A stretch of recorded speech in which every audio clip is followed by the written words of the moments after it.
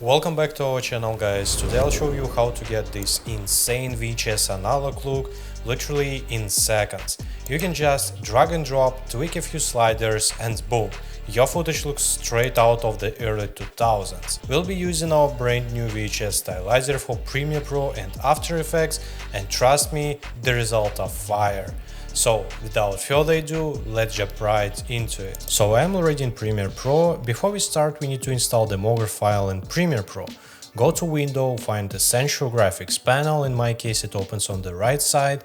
Now drag your Mover file into the Essential Graphics panel and that's it, everything will be ready. I have already installed it, so I don't need to do this. Drag VHS stylizer onto your timeline and we are almost done. You can easily replace the media and insert your video or photo, for example.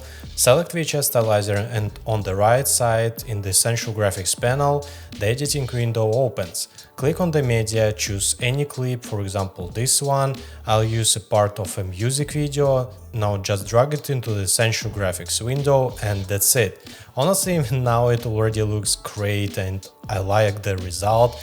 In just a few seconds we got an analog look. Let me show you how you can change the different settings we did for you. We organized everything so you won't get lost and can easily adjust various parameters.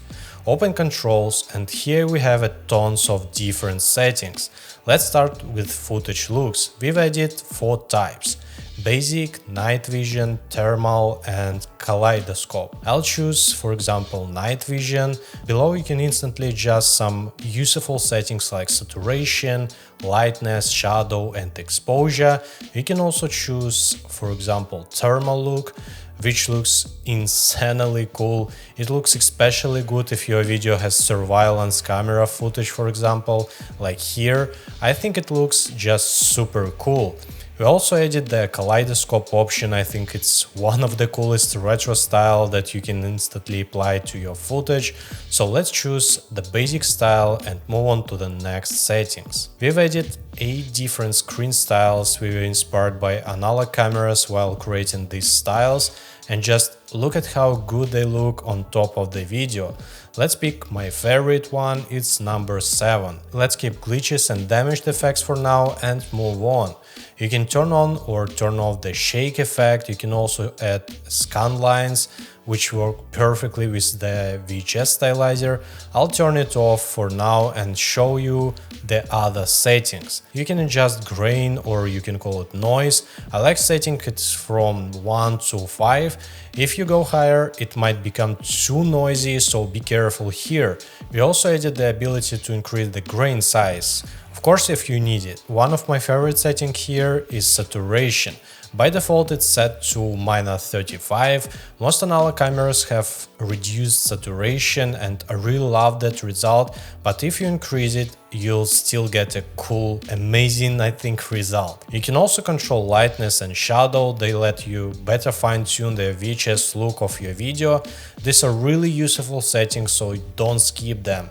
You can also add exposure. I often set it to 1. With these settings, I'm more likely to like the final result, but it all depends on your footage and the lighting in it. As you can see, our version has a blur effect. If you don't like it or want to increase the blur effect, you can easily do that using the blurriness slider. Next we've added a sharpness setting. For example, you can set sharpness to 0 and as you can see, the effect disappears and the result looks soft, not sharp and kind of smoother. But if you set sharpness to 100, then you instantly get a sharp, even rough result. Honestly, I like it when sharpness appears and we can see more details here. That's why I like using a volume between, for example, 50 and 70. Just look at how cool this looks. Now this clip really looks like it was shot on an analog camera. Next you can add a very cool effect. It's kind of like chromatic aberration, but not quite. Anyway, you can blur the RGB colors separately, and that's really cool setting. For example, let's set red color blur to 10. You can immediately see how the red colors and shades are blurred, but let's lower it to 5. I'll set green to 0 and blue, let's make it to 10. And just look at how insanely this looks. You can also turn on glow and control the radius, threshold and intensity here. I like to add glow almost every time I use VHS stylizer. It's just another cool way to stylize your footage. Just let me show you. See these glowing highlights appearing? I think it looks really cool, but be careful here, try not to make the glow too strong or it might look weird. Now let's go back to glitches and damaged effects. We've added 4 different glitch effects that super beautifully add vintage and analog style. Let me show you. Let's choose glitch 1 for example, and just look at this. This looks insanely cool right now, I really love it. I love how you can take a modern video and instantly give it a 2000s vibe. You can choose whichever glitch variant you like most or turn it off completely. You can also add another very cool effect, it's called damage effect. We've added different versions, top damage effect, bottom, center or full screen. I really like the full screen damage here, and let's add glitch 1 with this and just look at the result.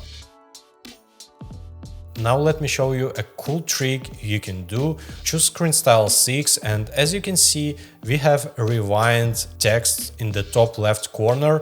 We can also adjust the video so it plays in reverse. For example, go to the media panel and double click on your clip. Now here you can do anything. You can add some text, shapes or create a rewind effect. Right-click the clip and choose speed and duration, then check reverse speed. Now go back to the main composition and as you can see, our clip now plays in reverse, and you can also speed it up if you want in composition where your media file is. Let's add glitch 4, turn on scan lines and check out the result.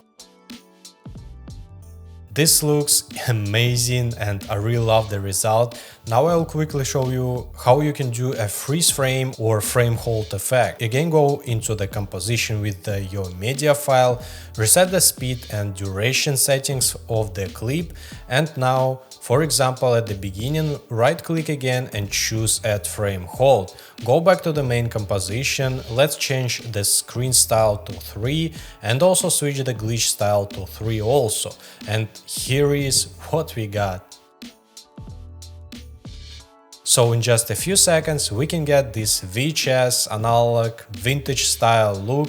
It's really one click and everything is ready, super fast, high quality and top tier result. Just drop the Mogger file on the timeline, change the media and that's it. This can be a moment from any video or even your logo. By the way, if you want to know how to make this Chrome text effect, leave a comment, for example, Chrome, and we'll make tutorial on that too. If you want to support us, check out our website. You can find there like some transitions, overlays, LUTs and much more. Check the link below this video. And as always, I hope you guys enjoyed this video. Don't forget to subscribe, give it a thumbs up and share your thoughts or some recommendations if you have in the comments. See you in the next one. Good luck.